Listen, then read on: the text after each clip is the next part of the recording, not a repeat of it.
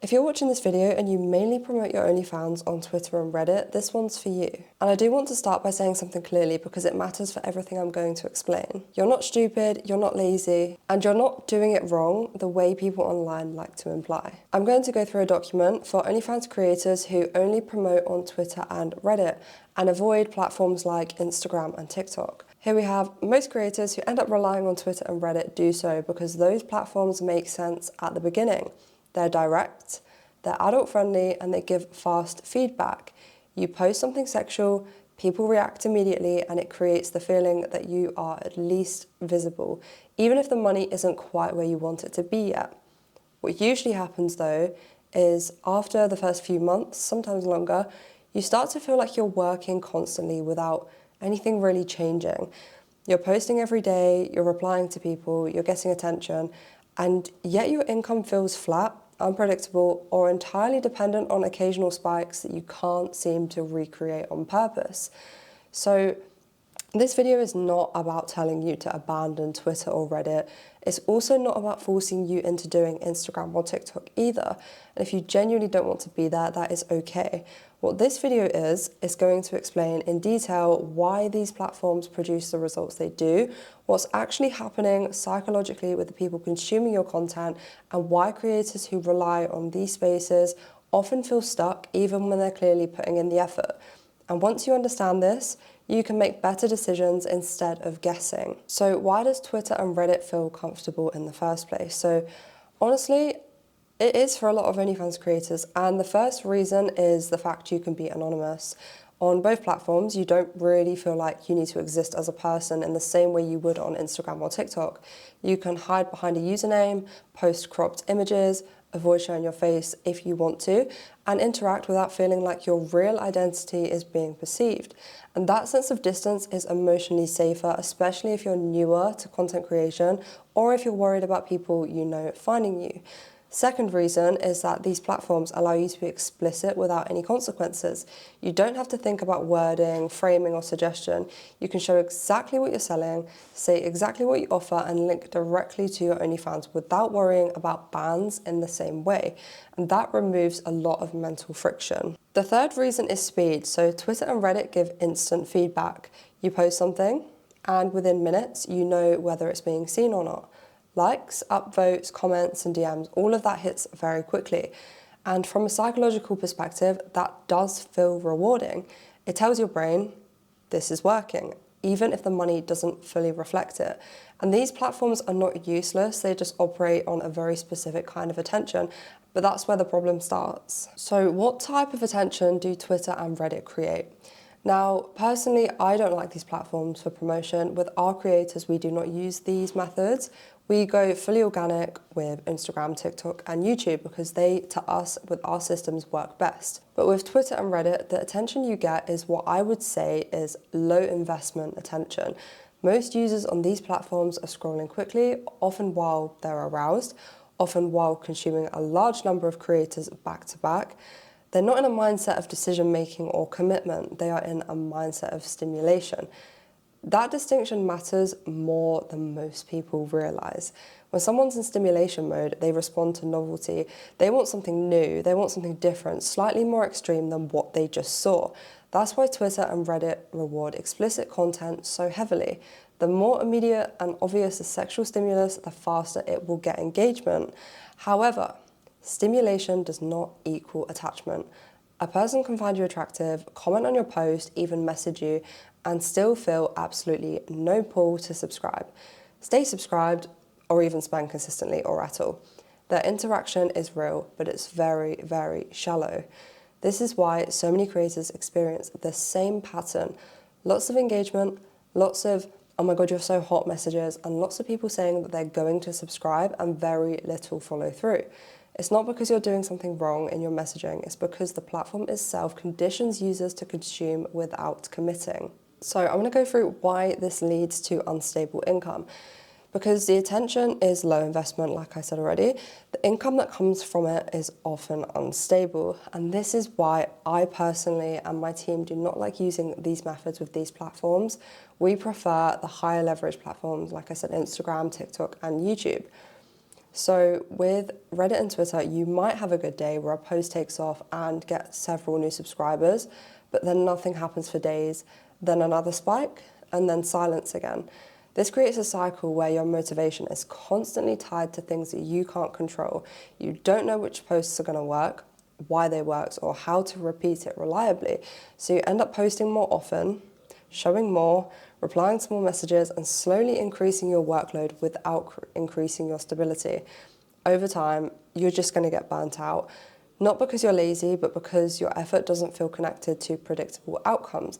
That is like going to work, like a 9-to-5 job, and not knowing if you're going to get paid.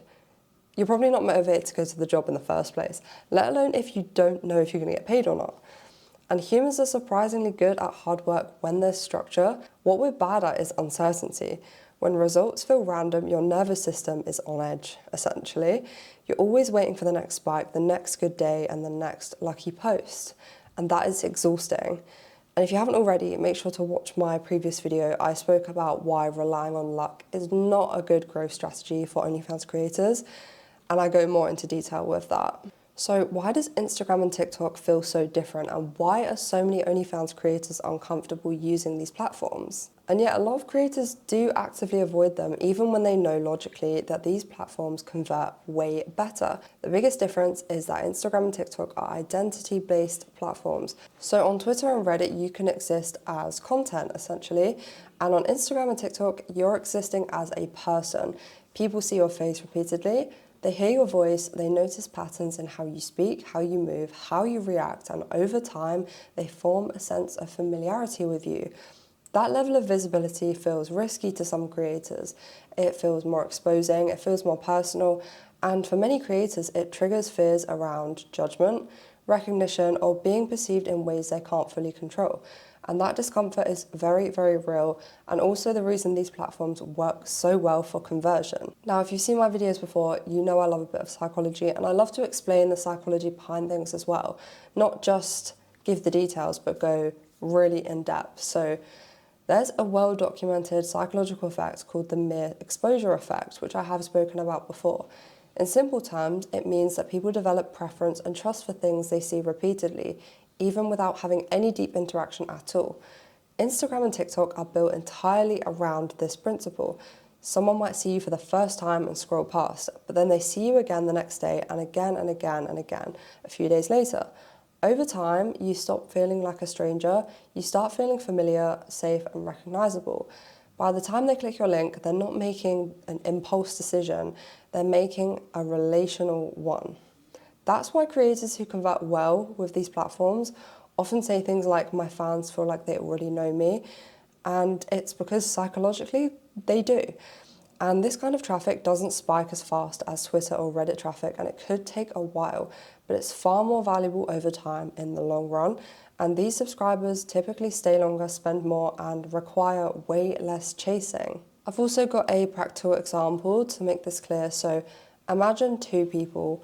One sees you once through Reddit, clicks your profile, subscribes out of curiosity, and unlocks one message, then they disappear. The other one watches your TikToks for 2 weeks. They recognize your face, they like your tone, they feel like your personality matches what they're into, and when they finally subscribe, they binge your content, reply to messages, and they tip because it feels like an extension of an existing connection they have with you. Both paid the exact same subscription price, only one is likely to be consistent income. And this is the difference between transactional traffic and relational traffic. Something a lot of creators do, which I want to talk about, is they think like safe for work content is boring and that they need to be explicit online to promote. And this is why they resist Instagram and TikTok, because they think it's boring, fake, or watered down content. But in reality, safe for work content does not actually mean less sexual, it just means less explicit. And from a psychological perspective, suggestion is often more powerful than the direct exposure. When everything is shown immediately, there's nothing left for the imagination to engage with. When things are hinted at, teased, or implied, the viewer's brain fills the gaps, and that's mental participation, and that's what builds desire. Twitter and Reddit do the work for the viewer, but Instagram and TikTok let the viewer do the work themselves, and that's why the latter builds attachment. So how can you use Instagram and TikTok without becoming someone else? One of the biggest myths is that you need to dance, lip sync, or act a certain way to succeed on these platforms. Wrong, you don't. What you need is consistency in presentation and not performance. That can look like simple talking videos, outfit try-ons, quiet get ready with me clips, voiceover thoughts, subtle teasing transitions. The goal is not to entertain everyone, it's to let the right people see you repeatedly in a way that feels natural to you. You have to remember you're not auditioning, you are allowing familiarity to build. The beauty about Instagram and TikTok is you can really let your personality shine through. And actually, being a personality-based creator is not a bad thing. Just going off looks, there's a lot of competition. There's a lot that kind of promote their looks, but they just don't deep dive into their personality. So even just by doing that, it makes you unique and you stand out. Now, like I said, I don't personally like Twitter and Reddit as a growth strategy, but if you are going to use them, here is how you can use them more intentionally. And this is important. This is not about abandoning Twitter and Reddit. I'm not saying to stop. It's just my preference to not use them. These platforms do work well as entry points, and they can. And they attract fast attention and they create spikes. They do bring eyes to your page. The problem is when they're the only thing you rely on. That's the issue. When Twitter and Reddit feed into a broader system, one that includes identity-based platforms, their weaknesses become manageable. When they stand alone, those weaknesses define your income, which you don't want. Think of Twitter and Reddit as places where people can discover you, and Instagram or TikTok as places where they learn who you are. Discovery without relationship is fragile, and discovery with relationship is so powerful. I just want to go over a few things as well before I end the video. So if you've been promoting only on Twitter and Reddit and you're feeling stuck, it's not because you're incapable of growth. It's not your fault. It's because you're relying on platforms that are designed for fast consumption and not long-term attachment. I have a video as well going over like the difference between subs that are low leverage and high leverage. And to get big spenders, whales, you do need to have that attachment with them. You do want that bond. You don't want them to just come on your page and buy a few pay-per-views here and there. So Twitter and Reddit, unfortunately, will bring in a lot of low leverage subs, and that's not me saying you can't get big spenders from those platforms. You most certainly can, but compared to like Instagram and TikTok, it's a lot less likely. Instagram and TikTok are uncomfortable precisely because they require you to be seen as a person. That discomfort is also what allows people to care. You don't need to change who you are, you don't need to perform, you don't need to show more. You just need to give people enough consistency and familiarity to stay. When people stay, they spend. If this video helped something click for you, then that's a good sign. It means you're starting to see your promotion strategy as a system instead of gambling. And if you guys want more videos like this or have any suggestions of what you want me to cover, make sure to drop a comment below.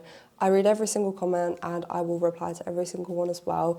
Make sure to like and subscribe and keep post notifications on for future videos as well. I do try to post weekly. And if you do want help with building a strategy that doesn't rely on burnout, doesn't rely on luck, then make sure to check the link in the description.